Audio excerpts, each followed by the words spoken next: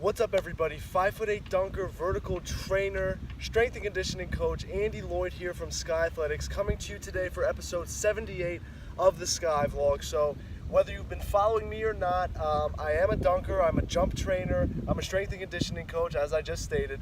But my main thing is the technique on how you do things, and the big thing is jumping. So just by watching this video alone and taking it with you the next time you go to the gym, the next time you jump, the next time you think about it, you will be able to jump higher and it won't hurt. You won't get that jumper's knee that you've been getting. This video is the 6th and final progression of my 1 through 5 progressions on jumping technique for 2 feet. So if you haven't seen those, I highly recommend checking those out because I go in great depth about every single step of the vertical jump. Now, for progression 6, I'm going to talk about the final step, which is the approach, your approach to jumping off of 2 feet. Now, the main thing that I want to talk about, there's 3 things that I want to talk about, 3 main keys. The first thing is speed, the second thing is the angle that you take to the basket, and the third thing is your last step, okay? And the third one has a couple components into it, so it'll be the longer explanation. Now, the first thing, your speed. I see a lot of guys go with a full head of steam straight to the basket when they try to jump off 2 feet. Now, that's good if you're a Russell Westbrook or someone who knows how their body works and they're extremely explosive. If you're just learning and you're just trying to get into the groove of jumping off of 2 feet, you want to understand that you have to go slow to fast, slow to start, and you should be your quickest, your last few steps should be the absolute quickest. Now, if that means you have to slow down up here until you get used to your approaching speed, then that's perfectly fine. Everything is a process, so don't worry about that. You'll get used to it fairly quickly. But don't start off fast and then end up going really slow towards the end, because for 2 feet, you want to take all of that horizontal energy and transfer it into your vertical jump. So that's the first thing, is speed. The second thing is the angle that you take. I see a lot of people take a straight approach when they're jumping off 2 feet. Now, for jumping off of 1 foot, it's different. It's a different feel, it's a different vibe. So for jumping off of 2 feet, I personally believe that you need to take a rounded angle that you see, whether you're watching a dunk contest or someone in your neighborhood who can dunk. You'll see that when they go dunk, they don't take that straight approach. So if they're coming from the wing, they're not going to go straight from that. They're not going to go straight from that wing up to the hoop. They're going to take that rounded position. So you guys can see the hoop from where you're at, and I'm going to just start over here, and I'm going to show you the kind of angle that you want to take. So if I'm starting, and I'm still in the camera, so if I'm starting right here, I am not going to do this. Okay? I'm not going to go straight at that basket. What I'm going to do is I'm going to take a rounded approach and get my hips involved. So if I'm here, I'm going to go into the lane more, and I'm going to come around like this.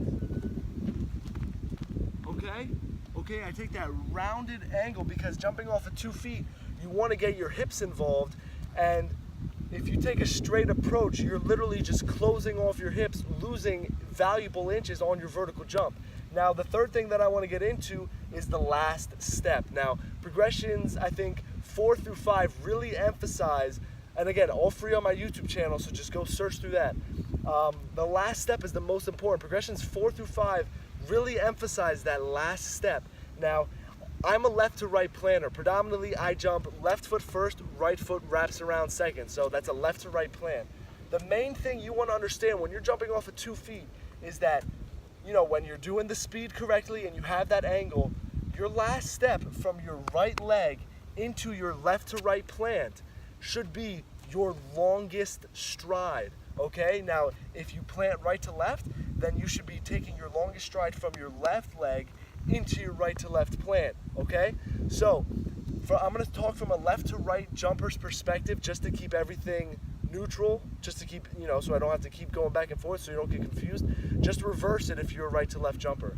So when I'm jumping left to right, what I'm gonna do is I'm gonna throw myself off of this right leg when I approach to the basket. So it's gonna be my last step. And I'm gonna open up my hips, and again, go watch progressions 1 through 5 to understand this more. But the main thing is I want to point my left toe up towards the sky. What happens is a lot of 2-foot jumpers will develop jumper's knee because they'll go and they'll jump flat-footed. Now, if you see me jumping like this, okay, you see how my knee goes over my toe?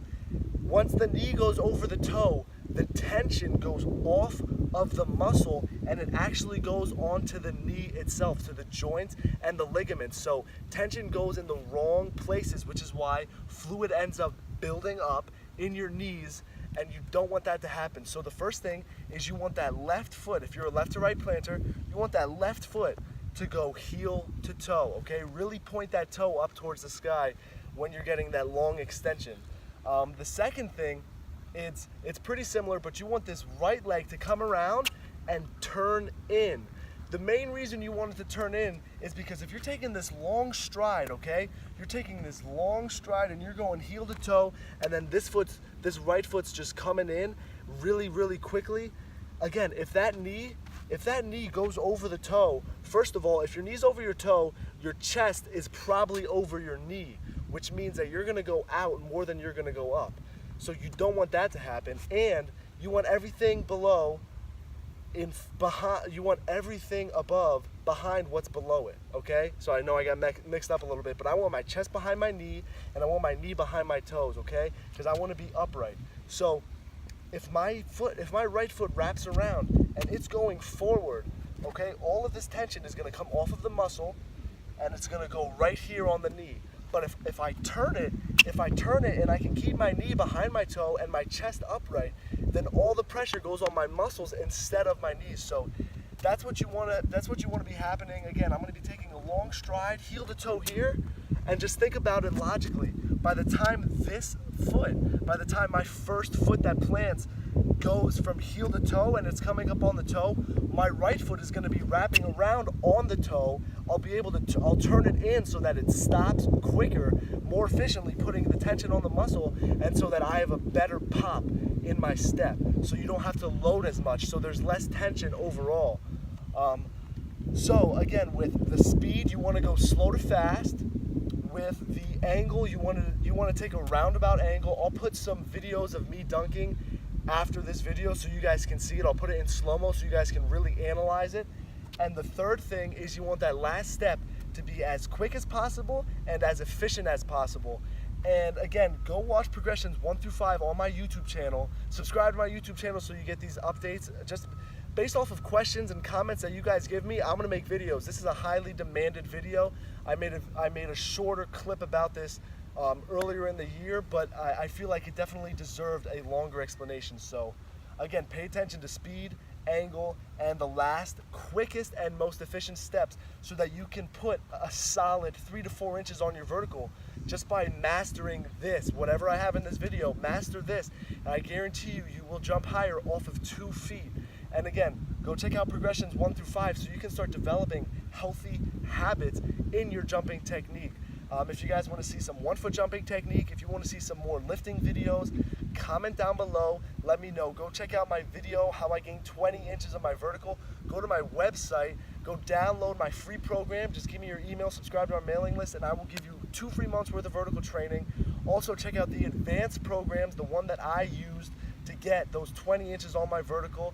And again, guys, I appreciate it. I appreciate the subscriptions. I appreciate the views, likes, comments, everything. Keep sharing. If you think this will help somebody else, keep sharing it. Anything you guys want to know, I'm going to post it out there for you guys on YouTube. So just hit me up with some comments, some emails, and follow me on Instagram, guys. Get to work. Go get that free program. Check out these dunk videos. Get motivated and get to work on that training, all right?